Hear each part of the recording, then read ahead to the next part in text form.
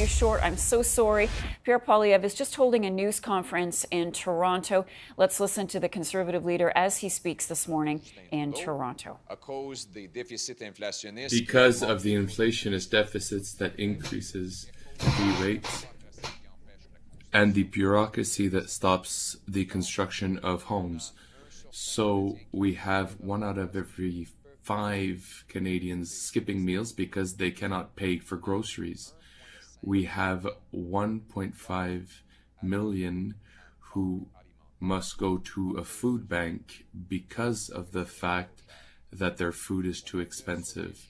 We have 9 out of 10 young people who believe they will never be able to buy a house. That's never been the case before Justin Trudeau. And we have people living in tents, nurses who live in their cars, a carpenter that I met in Northern Ontario who must live in a parking lot because of the increase of rent that we see after 8 years of Justin Trudeau. Justin Trudeau is not worth it. He's not worth it. We need to replace him. The good news is that it wasn't like this before Justin Trudeau, and it won't be like this after Justin Trudeau. We will use the common sense of Mr. and Mrs. Everybody to fix the problems that Trudeau has caused. We will lower prices by eliminating taxes and inflationist deficits. We will make paychecks stronger by reducing taxes so that Canadians can bring back more of their pay home. We will make houses and apartments more affordable by insisting that municipalities accelerate construction permits, and otherwise they will lose infrastructure funds from the federal government. We will make our streets safer by putting real relapsing criminals in prison. That is common sense, and that's what I will bring back once I am Prime Minister. Now in English. Well, Justinflation has struck again. Trudeau's inflationary taxes and deficits have sent prices rising again, with inflation on the march. Trudeau told us that he had the problem fixed last month. Well, it turned out that was not true. His carbon tax is driving up gas, heat, and groceries. The $60 billion of additional inflationary deficits he added last month, our last budget, are now bidding up the goods we buy and the interest we pay. This was entirely predictable, and we warned him it would be the case. Worse, after 8 years of Trudeau, housing costs have doubled. The rent has doubled, mortgage payments have doubled, the needed down payment has doubled. Here in Toronto, it now takes 25 years for the average person to save for a down payment. Before Trudeau, you could pay off an entire mortgage in 25 years. Now that's how long it takes just to get a mortgage. Rent has risen almost 100% under Trudeau and his policies. And now, I used to talk about the 35-year-old living in his mom's basement. People thought that was crazy. Now, that's the least of our concerns. Now the worry is that that 35-year-old and his mom will be evicted and moving into a tent. There are tent cities in almost every major Canadian centre after 8 years of Trudeau. We have nurses living in vans. I met a carpenter who lives in his car. We have seniors in Penticton who live in parking lots, middle-class seniors in Canada after 8 years of Justin Trudeau. The good news is, to all of those people who are hungry, who worry about losing their homes, who believe they have no future because they can't afford one after 8 years of Trudeau, the good news for them is that there is hope. Canada was not like this before Trudeau, and it will not be like this after he's gone. We're going to turn the hurt that he has caused into the hope that Canadians need. A common-sense Conservative government will bring home lower prices by axing the carbon tax and by capping spending and cutting waste to balance the budget and bring down inflation and interest rates. We will bring home powerful paychecks by lowering income tax, so hard work once again pays off. We will bring homes people can afford by removing the bureaucracy and taxes that block home building. Canada has the fewest homes per capita in the G7 because bureaucrats and gatekeepers block construction. I will require big cities permit 15% more home building per year or lose their federal infrastructure grants. Those that beat that goal will get a building bonus. And I'll require every federally funded transit station be surrounded by high-density apartments so that our seniors and our youth can live right next to the bus or train. We'll sell off 6,000 federal buildings and thousands of acres of federal land to build the homes that will put roof overhead for our working class people. And those homes will be in safe streets. We will bring in jail and not bail for repeat violent offenders. We will invest in treatment and recovery, not more tax-funded drugs, to put an end to the tent cities and to bring our loved ones home drug-free. Today, I'm calling on Justin Trudeau to recognize the inflation crisis he has caused and announce that he is axing his carbon tax and putting in place a plan to get rid of his inflationary deficits. We are prepared, because of the gravity of the situation, to put our differences aside and work with him to axe his carbon tax and to balance the budget to bring home lower prices. Because we will always put Canadians first. It's common sense, the common sense of the common people united for our common home. Let's bring it home. Thank you. Any questions? Oui, en français pour Radio-Canada. Selon le Leader, la présidente du Conseil du Trésor Anita Bennett donne un ultimatum à ses collègues pour qu'ils gave an ultimatum to her colleagues. coupent leur ministère qui va équivalent à 15 milliards de dollars. Qu'est-ce qui devrait être coupé? What should be cut as a priority, and will it be enough? Mais premièrement, il y a beaucoup de First, coupures. there's a lot of cuts that the Liberals have promised but have never been delivered. Justin Trudeau promised that he would eliminate $3 billion of spending when arriving in power. He's found no savings. However, he inflated the cost of contracts to firms like McKinsey and other connected firms and expensive firms, which has doubled up to $21 billion.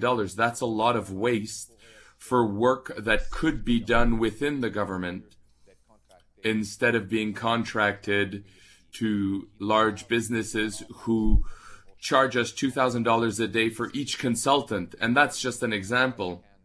The ArriveCan app, another waste of money, $54 million. These types of spending waste our money, and I suggest a law that is dollar for dollar. The law would force ministers to find $1 in savings for each new dollar of spending. This will force discipline, fiscal discipline, that each single mother, each businessman, each person of the working class has to do in their own personal lives. Politicians should do the same. Thank you. And do you think 15 billion is enough? Response: they'll never do it. She can give any number, any amount, but Justin Trudeau is unable to deliver because he is incompetent and he loves wasting money. He's never going to respect his commitments for spending. He promised a 10 billion deficit max, and now he's added more than 500 billion to our national debt.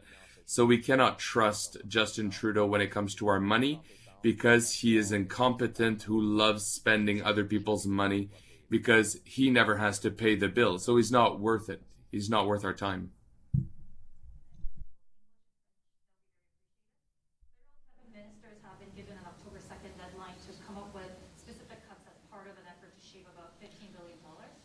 Do you support cutting the $15 billion from the federal budget, and where would you cut it? Well, first of all, we can't trust Justin Trudeau with our money. He won't achieve these savings because he never does. When he got elected, he promised he would find $3 billion of savings. And he started a process. And guess what? They found, after looking in all the corners of the government, they couldn't save a penny, but they'd come up with a bunch of ideas for even more spending. So you can't make this stuff up. Justin Trudeau will never find savings because he is incompetent with money. He believes budgets balance themselves, and he will simply print the money, borrow the money, or tax the money from hardworking Canadians. Pierre Poilievre-led government will root out waste, mismanagement, and corruption. We will bring in a dollar-for-dollar law requiring politicians find $1 of savings for every $1 of new spending. This law allowed the Clinton administration in the States to balance its budget and pay off $4 billion of debt in the U.S., and it's something that we could use as a hard discipline, the same discipline that single mothers or factory workers or small business owners follow every day in managing their money should be the discipline that we follow. When I'm Prime Minister, we will follow it. We're going to balance the budget to bring home lower inflation and lower interest rates. Thank you. Your question, Harrison Faulkner, True North. Yes. In the 1970s, the Canadian government was able to solve the housing crisis by lowering immigration and building more homes. So far, you've refused to commit to cutting immigration targets. But would a Poilievre government adopt the same strategy that worked so well in the 70s to build more homes? To build more homes, absolutely. In fact, in 1972, we built more houses than we built last year. Think about that. 50 years ago, we built more homes than we did last year. So let's do the math. In 1972, Canada's population was 2.2 million people. Sorry, excuse me, 22 million people. 22 million Canadians. We built 250,000 homes. Last year, our population was 39 million people, and we built 219,000 homes. So with nearly double the population, we're building fewer houses. And CMHC expects that we will build, this year, we're going to build 32% fewer homes. Why is this? Because Trudeau keeps shoveling billions of dollars into local government gatekeepers, municipal level, who block construction. We have the second slowest building permits of any country in the OECD. The cost of development charges has gone up 900% in some municipalities. Government costs add $1.2 million to the cost of every unit of housing that is newly built in Vancouver. It's $350,000 here in this city of Toronto. We cannot afford to give more money to the same municipal gatekeepers who block housing construction. And that's why my common sense plan is to require cities permit 15% more home building per year, or I will pull back their federal grants. Those that beat the 15% target will get a building bonus. I'll require every federally funded transit station to have high-density apartments around and even on top. I'll sell off 6,000 federal buildings and thousands of acres of federal lands to build, build, build. We will remove the gatekeepers, and we will build homes that our working-class people can once again afford, just like they could afford 8 years ago. Yeah.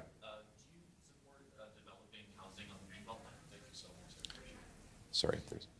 That's a decision for the provincial government. I do support more construction right across Canada. We have the fewest homes per capita of any country in the G7, even though we have by far the most land to build on. And that is because of government gatekeeping and regulatory rules that stand in the way. So I was speaking to a developer in Ottawa just the other day at a coffee shop. He tells me that he was supposed to have his permit to start building in June. And they said, oh, delay it till July. And then I met with him in August. They said, oh no, we're bumping it off till October because our planner's on vacation. And that's just the last 4 months. This is 1,700 homes he wants to build while we have people living in tent cities. It is becoming a crisis. And the last thing we need is to give more federal tax dollars to incompetent local government gatekeepers to block construction. What we need is to get tough on the gatekeepers and tell them they either get out of the way and let builders build or they will lose federal grants. That is the only way we're going to incentivize faster, cheaper building permits to build, build, and build. Time for one more. One more. Can you say that in French, please? Oui, nous avons le moins de maisons. So we have the least amount of homes per capita of all the G7 countries, even though we have the largest amount of land to build. Why? It's because it takes too long to get a construction permit. Take Montreal. Montreal, based on a study from the Economic Institute, Montreal stopped the construction of 24,000 homes. Winnipeg was sued by a home constructor because the city wanted to block 2,000 homes close to public transit. It doesn't make any sense. And Justin Trudeau, he's giving more money. He's feeding the bureaucracy that's stopping construction. I will tell large municipalities that they need to accelerate and reduce the cost of construction permits, or I will remove their money. I will ask municipalities as a condition for infrastructure federal money, an increase of 15% increase in construction permits, and those who are able to do more will receive a bonus. We will insist that each public transit station has construction permits for large apartments so that young people and seniors can live close to buses, and we will sell 6,000 buildings and federal acres to build, build, and build. It's common sense, and that's how we're going to build homes that our people need. Thank you. All right, Conservative leader Pierre Poilievre speaking to reporters following a brief statement